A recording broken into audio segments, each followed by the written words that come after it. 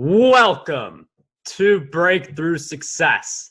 I am your host, Marc, Guberti, CEO and founder of Content Marketing Plaza, bringing you 3 new episodes each week where I and top-level guests teach you how to take your business to the next level. Now, if you are someone who wants to grow a digital business, one of the big things you need to have is a funnel. So if you are interested in me creating your entire funnel for free, let me know. My email is in the show notes if you want to reach out to me about that. But one of the things that we're going to talk about in this episode is how do we get rid of the toxic emotions in our lives? Because our emotions really affect not just us, but a lot of other people and close ones. So if you have bad emotions, if you have the toxic ones in your life, that's going to negatively impact business performance. That's going to negatively impact your relationships. And also animals have a reaction to your emotions. So they will essentially mirror your emotions. So something I learned very recently from today's guest who is going to join us today. She works with animals all over the world who are sick, injured, have a terminal illness, or suffer from trauma due to previous abuse. She runs a unique membership site where women and their fur babies in all stages of health have community and support because research proves that animals take on stress of their human guardians. And this usually leads to illness in the animal's body if our emotions are not in check. So her business was featured in a best-selling Hay House published book, Women Rocking Business. She has been interviewed by the International Animal Protection Organization in Defense of Animals and Truth Cat Radio. And because of her activism, she was interviewed by the New York Times, CNN, BBC, and was on the cover of People magazine in July of 2015. Today's guest for episode 338 of the Breakthrough Success podcast is none other than Rachel Augusta. Rachel, it is such a pleasure to have you on the show. Awesome. Thank you. I felt like I should be walking out into a stadium of screaming people like, yeah! That was really great. Thank you. My pleasure, Rachel. It is a pleasure to have you on the show. And I feel like a lot of us have emotions and thoughts also where we think in a way that we shouldn't be thinking, whether it's limiting belief or it's just a pessimistic view. I feel like these different thoughts can boil up. It's important that we put an end to them. But before we get into that, I'm wondering if you could talk about how you got started with your activism and your love for animals. Yeah. My activism, it actually started wanting to protect wolves. I live in Minnesota. Minnesota is the only state in the United States that has its original wolf population. And there's only, there's very few of them left. So my activism actually started with wolves and trying to protect them. And then it just expanded and it grew from there, from wolves to all animals. And, and it just keeps growing. Even with our own animal companions, people who have animal companions don't actually have the same rights as people who have human children. If you have fur babies, you can't move into apartment buildings with them a lot of times. You can't fly with them on airlines. If there's natural disasters, a lot of people end up having to leave their animals behind because they're not allowed into hotels. They're not allowed on airplanes. And so it just kept growing and expanding. And so that's really when that started. Probably in about 2012, I became an animal rights activist. And how I started working with animals was because my own animal companion, my soul sister, I'd like to think of her as my baby, my fur baby, my cat Holly, got really super sick. And that would have been in 2013, actually. So about the same time I got into animal rights activism. She got really sick. And at that time, she was 17 years old. And so the vet's response to her illness was, well, she's an old cat. We'll just let it be. We'll just let her be sick and die. And that really wasn't a good answer for me. It wasn't yes, I knew she was old, but when you're sick, whether you're human or not, you want to feel like you have some options. Right. Or even just be treated with respect. And the vet, because of her lack of bedside manner, I realized that if Holly was going to get any sort of help, it was going to have to be from me. I was going to have to be the mama bear to do it. And at the time, I was actually in the process of starting a manufacturing company to make clothing for women. But put that on hold so that I could become her medical team. And what I did was I jumped in, I started taking these classes that were being offered at the university in Minnesota to help you connect with your animal and really calm them down and calm their body down.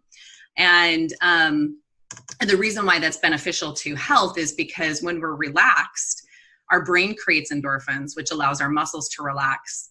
And actually, this is really interesting. You know, if you think about stressed business people, if we're always in a state of stress, we can't get these simple triggers in our body to function. And so this is why, you know, if you are a business owner, it's really bad for your health to not ever have these like happiness moments or relaxation in your life, because if you can't get your brain to release serotonin and endorphins, your muscles won't relax. But we need our muscles to relax so that our blood can become oxygenated.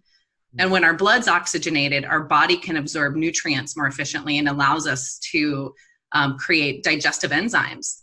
And then our hormones regulate, and our hormones regulate, our body starts to detox, and we build up new cell growth, and that builds up our immune system. And so I took these classes to learn how to do this with her. And we saw miraculous results. I say miraculous, but what it was the body was starting to work with the brain, and the brain was starting to work with the body. And all of a sudden, all of my friends started giving me their animals. Here's my sick cat. You know, just fix them. And then I was like, okay. And so all of a sudden I'm like, you know, I have a line out my door with all these, my friends, and, you know, bringing me their sick animals. And I was like, oh my God, I think this is my job. Like, I think this is what I'm supposed to be doing. I'm not supposed to be a clothing manufacturer for women. I'm supposed to be helping animals. So Holly was really my first patient, but I've since worked with thousands. Yeah. And that's how I actually got into it. And it's really interesting how you didn't know you were going to go in this direction. It just happened, and you saw the difference you made in Holly, and then you just wanted to expand that onwards. So I definitely like the story behind it. And I think one of the lessons we should get here, I mean, like, our emotions really have a big impact on us. And if we're stressed, we're not able to perform at our optimal level. And I think people already know that, but I don't think people realize how much that affects the other people around them. So one of the things that I do want to ask is, like, how do we deal with, you know, like, life isn't all like, you know, it's not all uphills. I mean, there's some challenges, but like, how can we keep our emotions in check and reduce the stress in our lives? Yeah, totally. And, you know, and like, I have to say, Mark, when you first asked me to be on the show, I was like, really? Because this is about business. I don't know if I could talk business, but I'm seeing here now there is such a deep connection because I am an entrepreneur and knowing the effects of stress on our body. And I just want to say and speak into, like, I know so many people who were like working on Wall Street and then all of a sudden, you know, have this crazy autoimmune disease where their whole body's breaking down, or, you know, these CEOs and business people that are like making it to the top, and then all of a sudden they have stage 4 cancer, and they have all this stuff because to get there, it was so much stress, such long hours working, so much stress. And even though they love what they're doing for their business, they're not taking care of themselves. Right. And so that connection, you know, to drive that home, I really understand how this does really, you know, like apply to your show. And yeah, you know, like you said, it's not all going to be fields of roses. I'm sorry, I live with a cat. New kitty. It's not going to be a field of roses. Bad things happen. What can we do? And one thing I really talk to people about, I talk to clients or just on stages is smell. So we have, you know, your outer environment and your inner environment. And those are two places in your life where you should be thinking about what are the smells going on. And our inner environment, so animals, and I just want to mention this, all of our emotions have a smell, all of them. Your happiness smells, your sadness smells, anger has a smell. You know, the human nose can't smell it because our nose is probably one of our least qualities of, you know, like it's not very good. But animals can smell all of our emotions. And so we want to, what I talk to people is like, what is your personal perfume? Like if I were to ask you on a scale of 1 to 100, could you map out what you smell like based on your emotions? And it gets people starting to think like, oh, I'm like 60% happiness, you know, 30% resentment and 10% tired. And we start to think about that and go into those places like, why are you feeling resentful? Or why are you feeling exhaustion? And once we can start mapping out your emotions, we can think of some things to do for you. So there is a scientist in Vienna who said, because they were able to tell that animals can smell our emotions, and not only that, but it creates cortisol in our bodies, negative emotions do, and cortisol in their bodies, in your animal companion's body. What do? And his solution was to take a shower and just wash the smell off of you. Oh, interesting. Right. But that's kind of like putting a Band-Aid on it. Right. That's like, why not go deeper into why you're actually creating the smell? And so, you know, I personally, why we talked about your inner smell, your outer smell, I use essential oils. Like I'm always diffusing, and I diffuse therapeutic grade essential oils to help create a calmness around my desk and around my space when I'm working.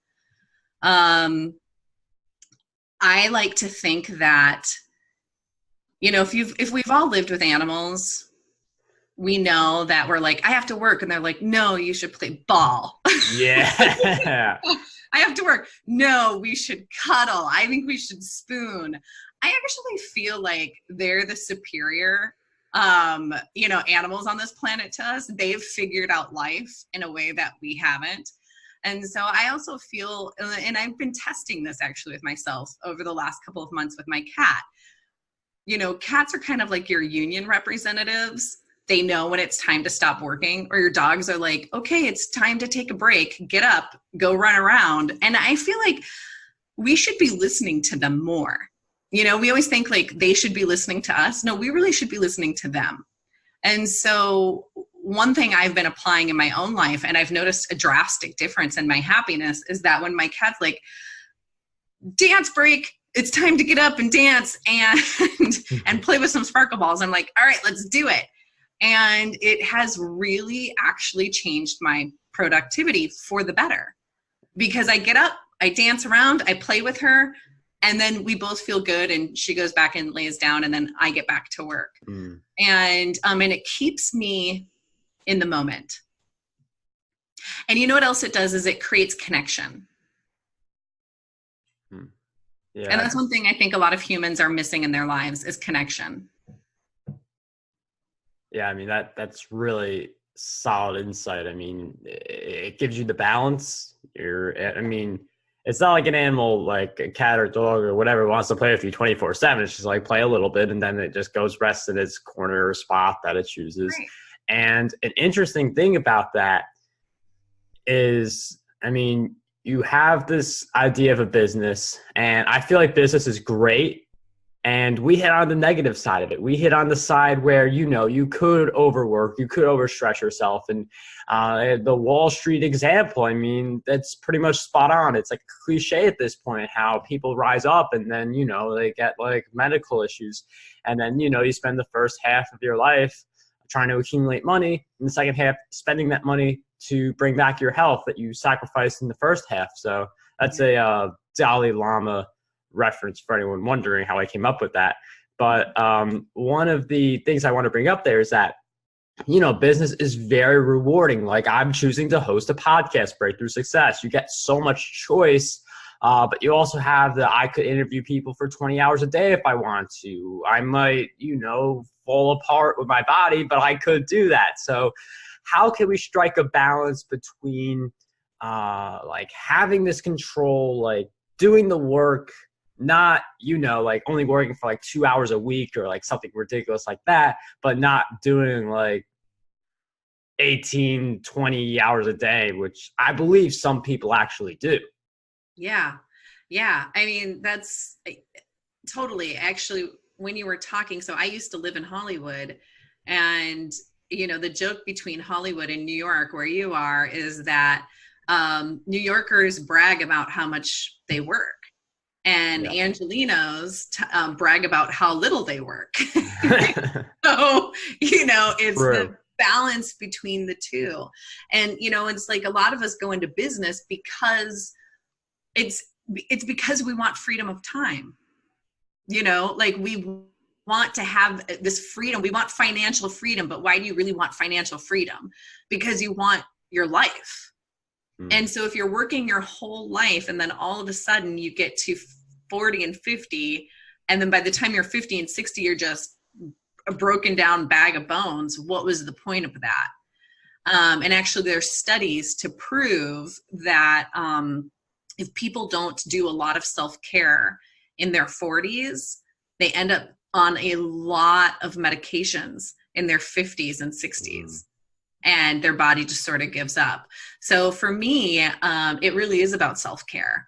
I probably take 4 or 5 baths a week with like a lot of Epsom salt, and, you know, and just like submerge myself and listen to really good blues and music and make sure that I'm enjoying myself.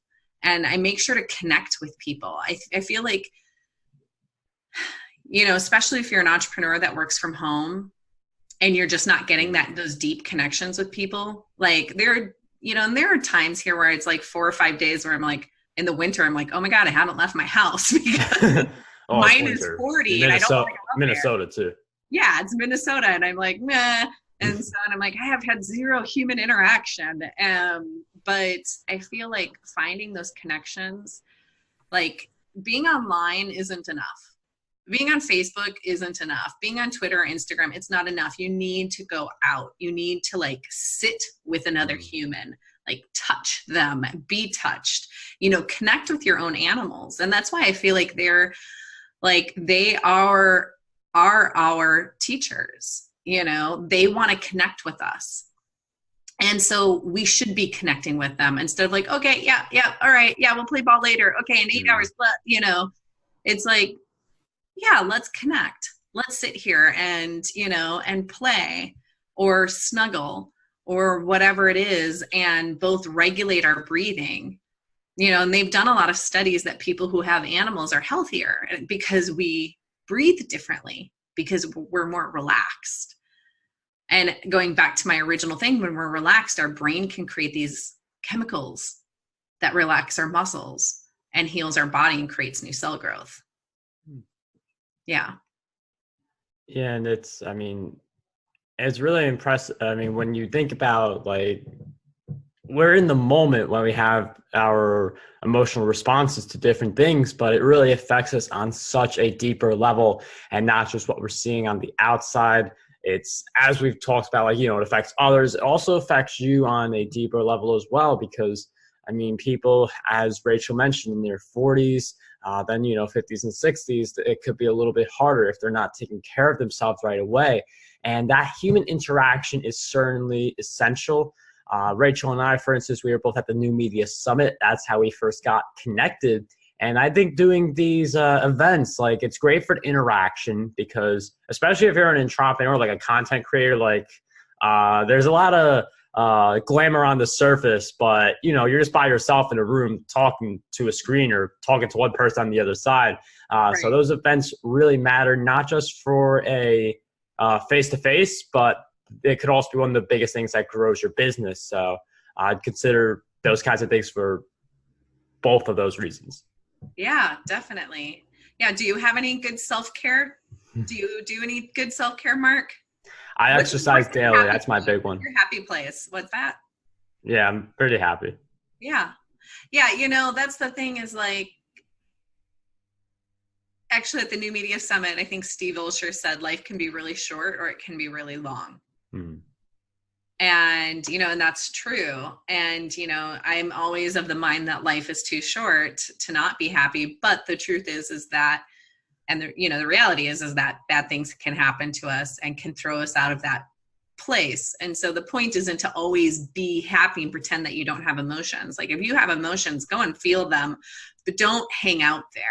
You know, don't hang out in anxiety, don't hang out in depression, like work through it.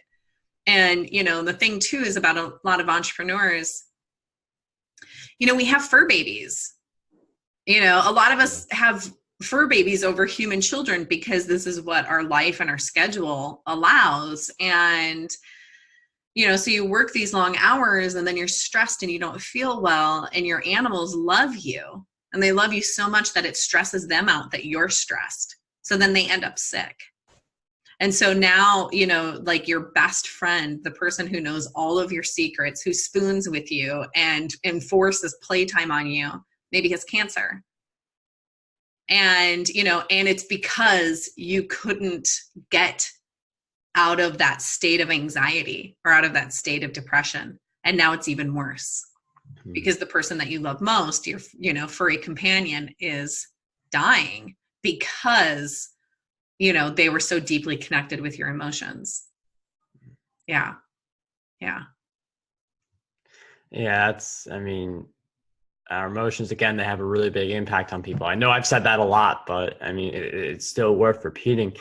And I feel like there are some people who, I mean, this episode's really hitting me hard right now. And I feel like there are some people who, like, it's hitting hard as well, because, you know, you think about your dog, you think about your cat, you think about the animal, and it's not something that we always do. Like, you know, it's sometimes other people, because, you know, the animal's like, doesn't really say anything.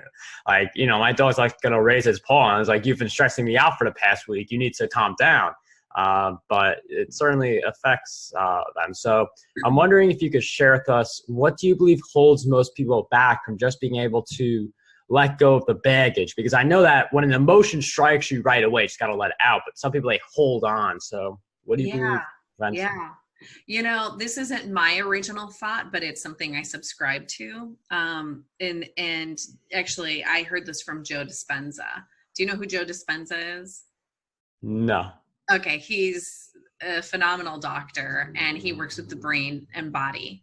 And what he says is that we actually become addicted to our emotions, and we have 90,000.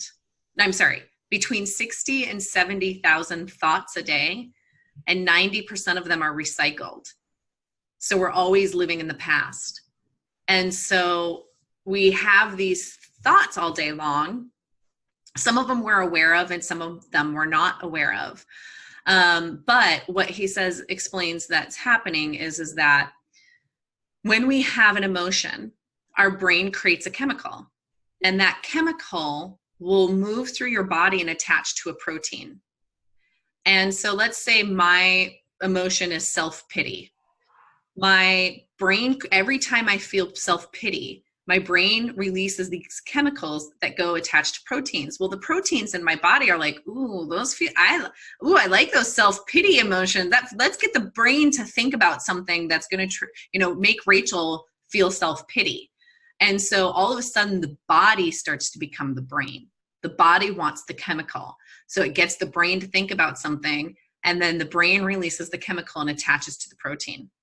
And what happens over time is those proteins end up breaking down and causing disease in the body, because we don't ever get new cell growth. So you can have those for hatred, resentment towards your parents, whatever it is, hatred for, your client, whatever it is, your brain's going to start just releasing those chemicals. And so what Joe Dispenza says is that we're actually addicted to them. And what you have to do is you have to catch yourself in those moments and go, why am I thinking this? And I started doing that and catching myself, like, I'd just be walking down the sidewalk and all of a sudden I was thinking about somebody who had wronged me in high school. And I was like, why am I thinking about who wronged me more than 20 years ago? And then I realized, oh, I have probably been thinking about this, even if it was a quick fleeting thought. I mean, if we have 60 to 70,000 thoughts a day, we're not tuning into all of them. I've been thinking about this probably since high school, and I've been getting some sort of a high off of it. And so what he says, and I agree with this, is that you have to say, this is super nerdy, thou shalt not pass, like, stop thinking that. And so I catch myself being like, no, I'm not going to think about that. I'm going to switch my thought around. And switching your thought to something positive, which, going back to animals, I swear, this is why they're so good for us, because, animals don't hold on to this stuff. Even those who've been like really deeply abused, once you get them out of that situation and you let them know there's a new life, they can usually come out of that on their own. Whereas humans don't. We feel wronged, and then we're going to hold on to that until the day we die. And, whereas a cat might be like, let's just make muffins, or dog's like, let's just play Frisbee. I know you're having a bad day. Let's make it, playing Frisbee will make it all better. And I swear that's like sage advice, like sometimes, let's just go play a game of ball. It's going to make it all better. And it really does, Yeah. I mean, I feel like animals have a really big impact on us. Yeah. I mean, when I'm on vacation, I notice the missing presence because, you can't take an animal on an airplane, as we talked about towards the beginning of the episode. So, I mean, they have a really big impact on us. And another thing that has a big impact on us are the habits that we develop in our lives. So I'm wondering if you can share with us some of the habits that you have developed that you would say are pretty important to your success. Yeah.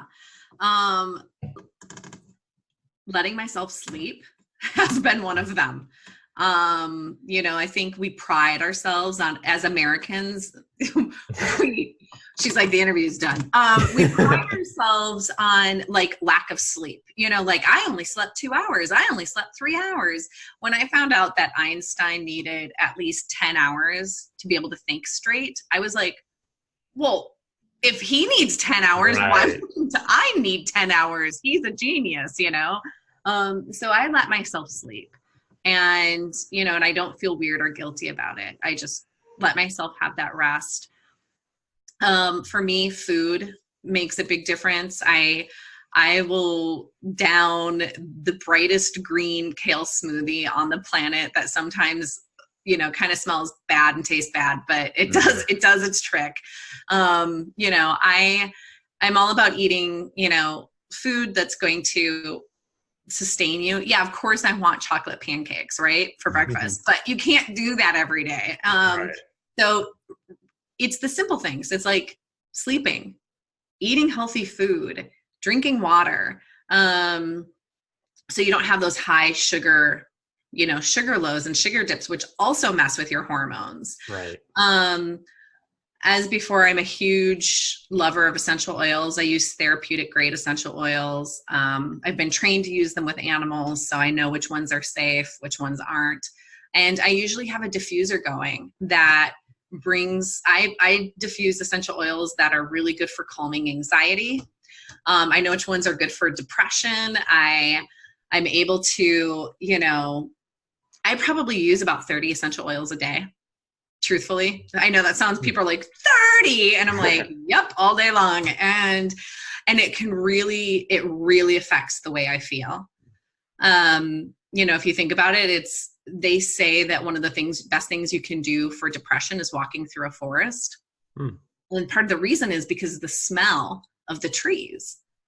And so essential oils, you can get those scents, you can get those smells and put them in a bottle. And so one thing we haven't really talked about, and the reason why I use essential oils, is because humans have 10 million neuron receptors in their brain associated with smell. A cat has 80 million and a dog has 400 million. Wow. Right? So when we smell something, And there are memories that can only be triggered through smell. So when we smell something, what happens is it goes into our olfactory bulb, and then it starts to trigger our nervous system. So, people are like, essential oils are woo-woo. It's like, yeah, I know, I can understand why people would think that, but they actually do trigger your nervous system. And there are essential oils that they've actually been able to prove there is PTSD and trauma in people that can only be released with the use of essential oils in addition to what other treatments they're doing, because the oils are able to move through the blood barrier of the brain. So if a dog or cat has severe trauma from really bad abuse they've been through, I will use essential oils, really specific ones, to help them release that trauma through their olfactory bulb. So I use essential oils all day long, and I try to connect with friends as much as possible. And then I'm really into bath culture. And bath culture is a thing where it's like, it's not just jumping in the bath and like, okay, I took a bath. Like, I make it an event. I have twinkle lights. I have plants. I put tons of salt. I do more essential oils. I put clay in my bath. Sometimes they go for 2 hours. And it's my time to listen to music and decompress and just meditate and be in this space of healing. So I'm living a pretty awesome life. Yeah, I mean, it definitely sounds like you have this set target for a lifestyle that you are achieving, because people have different definitions of awesome, but as long as you're living your definition of awesome, that's what matters. And one thing I want to emphasize is that in Rachel's response to that, the different habits that she's utilizing, one of the big things I got from that, I think this was like most of the conversation, is your body, because your body is connected to your mind. And if you don't treat your body right, then how do you expect your mind to do what it should be doing, in the sense would not have this toxicity running through it? So Rachel's treating her body right. She's getting the sleep. She's using the essential oil. She's doing what she needs to do to feel like she's treating her body right. And that's something that we should all definitely take to heart as well. One of the other habits for me personally is to do a lot of self-education. That's what I believe in. One of the reasons I host this podcast, I love learning. If you listen to a bunch of these episodes, you get the idea. You're learning a lot from this show, hopefully. So I'm wondering, Rachel, in that in mind, if you could share with us a book recommendation that you believe will have a positive impact on us. Yeah, actually there's a couple. I'm like, can I name them? Okay. So you want to know one of my favorite books, and I'll tell you that I love listening to books, because I like to go to the gym, which is also on my list. I love listening to music, walking around the lake, getting outside. So I love listening. So, one of my favorite books is, You Are a Badass by Jen Sincero. Have you read that? I have not, but a lot of people have recommended it. It's so good. And she talks about a lot of this. It's like, you are a badass, and she has the follow-up book, You Are a Badass at Making Money. And those books were so good. I loved listening to them. And I also loved The War of Making Art. I'm trying to think of who wrote that. I think know. But Steve Pressfield. Yeah, Stephen Pressfield. Yeah, super good. And then also, in kind of in alignment with what we're talking about, there's a documentary on Netflix called Heal, Heal, Heal. And it is phenomenal. It's really, really good. And I'm going to recommend one more documentary, because I recommend this to a lot of people. On Netflix, there's a documentary called Stink, Stink. And this really focuses on humans, but it applies to animals as well. And it's a documentary I recommend to a lot of my clients, because we're so affected by fragrance, whether we're aware of it or not. But a lot of animals end up sick because of the smells in your house, whether it's your personal smell or cleaners or Glade plugins and stuff. And those two documentaries will really help things sink in as to kind of what we were talking about here today. Well, Rachel, thank you for those great recommendations. All of those will be in the show notes. You can also contact me through my show notes page if you want that whole funnel setup I mentioned at the beginning of the episode. So all that will be in the show notes, markguberti.com/E338. And before we wrap up this episode, Rachel, I've asked you several questions throughout our time together, but what do you believe is one question that we need to be asking ourselves more often? That is a good question. You know what? I think what we need to be asking ourselves more often is, does this bring me joy? And if it does, then proceed. And if it doesn't, it's okay to let it go. Because at the end of the day, like, your life, your animals' lives are worth it. They're both worth you being happy. Yeah. Rachel, that is an awesome question to cap off this episode. I appreciate you coming on the show and sharing all of your insights with us today. So for people wondering, how can we learn more about you and just follow you on your journey? Yeah, I'm on all of the social media things, obviously. But you can also just head over to my website if you don't do social media, rachelaugusta.com. That's RACHELAUGUSTA. And there is an audio healing actually on there that people can listen to with their animals. So Mark, I highly recommend you go download it along with your listeners. Definitely. And it's free. It's right on the homepage. Download it, listen to it with your animals, your fur babies. They love it. It actually has pulled a lot of animals out of PTSD and trauma states. When dogs are freaking out over fireworks, it really helps calm them down. It's something that people listen to with animals when they're feeling sick, or if they just want something to listen to. So, yeah. Now, just for the fireworks thing, because I relate to this strongly, I have a dog. Have you ever played it during the firework or just a little after? We do it. I've had people do it before or during or even after, and it helps calm them down. This woman, she lives in a condo, and her fire alarms went off for full 2 hours the whole time she was gone. And when she came home, her dog was in a state of panic, like frothing, couldn't breathe because the fire alarms were so scary. And she, like, nothing was working to get this dog to calm down. And then she remembered she had this audio of mine, and she turned it on. And she said within 2 minutes, the dog's breathing had regulated, calmed down, and went to sleep. Yeah. That's awesome.